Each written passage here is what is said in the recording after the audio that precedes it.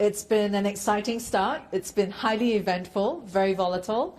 But the good news is the structure, the fundamental structure of our business, the ship, as you say, and the markets that we operate in, the two financial hubs of Singapore and Hong Kong are resilient. And so the ship and the structure of the ship is solid. There's been a lot that's happened in the last 40 days, 41 days. And the key was to stay on top of the clients and to look at the volatility and then come up with scenarios and be prepared for every risk scenario you can be, both for ourselves and for our customers. Right? So we put in probabilities, we stress test, and we make sure that our clients who are most at risk, we can offer whatever help we can. We look at stress through first-order risk, second-order risk. First-order risk would be what countries are impacted, what sectors are impacted. Second-order risk would be slowdown in growth, slowdown in trade, this intermediation of supply chains, currency volatility, interest rate volatility, and how that impacts our clients and ourselves and our books. And so once you have, because no one knows, no one's certain, where this is all going to land, you do have to do your scenario planning. You do have to make sure your ship is resilient, your foundations are strong, and then you have to be nimble. Because honestly, JP, in volatility lies also opportunities. Let's not forget that. And also, we work in the two financial hubs that we are based in, Singapore and Hong Kong, are both open for business. There is still trade and there is still business to be had outside the US, right? There's still some 89% or so of trade happens outside the US. And so Asia, especially India, for example, where we have been growing and structurally we believe in the growth story of India, and the rest of ASEAN, if we collaborate and look at new paths of growth, new pathways for growth, plus Asia and GCC, Asia and Middle East, Asia and Europe. So outside the US, there is still business to be done. Right. It does require a pivot. It does require a pivot in trade lines and trade deals being done. But in the multipolar world, outside the US and potentially outside China, you still have deals to be done. Right. China's reaching out to other countries within ASEAN to do more.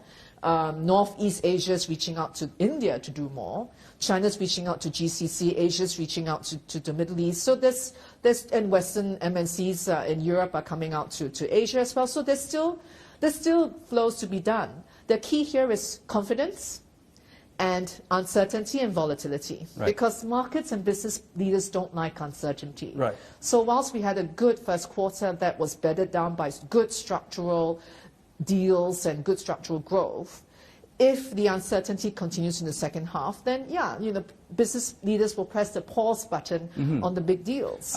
I'm curious because we've battened down the hatches. You've added more supply provisions on the boat, and it seems like you're ready to weather the storm. The question now is, if this continues, the base case, or if it gets even worse after 90 days, do you think that the provisions will need to be increased? And could this continue to be one of the headwinds on profit growth for DBS, which again, to be fair, is not due to operational inefficiencies, but because of macro external risks that are outside of your control? So we took this additional 200 million provision in the first quarter because before we closed the books, Liberation Day happened and we saw the market volatility.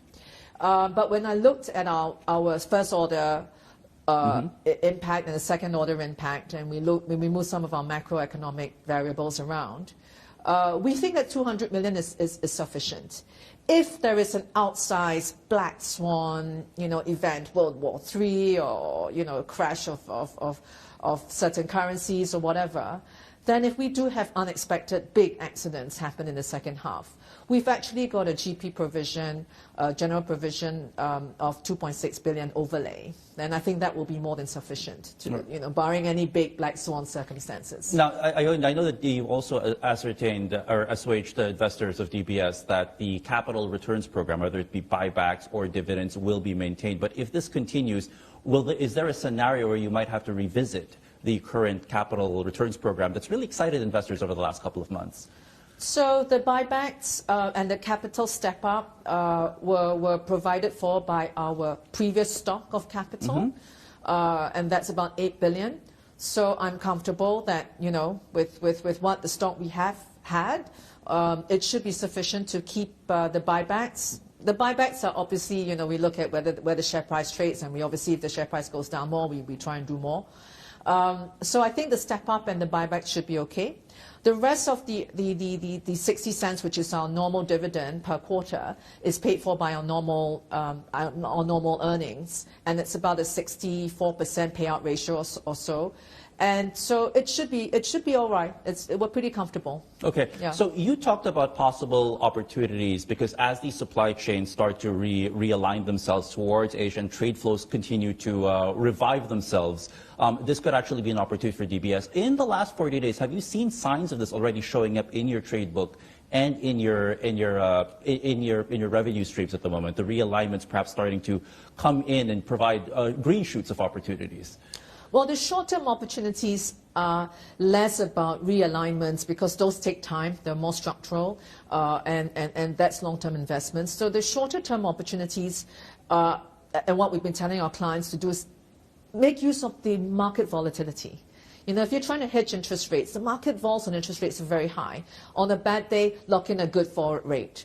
The FX volatility has been very high. On a good day, depending on what side you are, on what currency, again, lock in a good rate to hedge your forward risk. So that's one short-term opportunity. Then yes, the longer-term opportunities around new trade flows.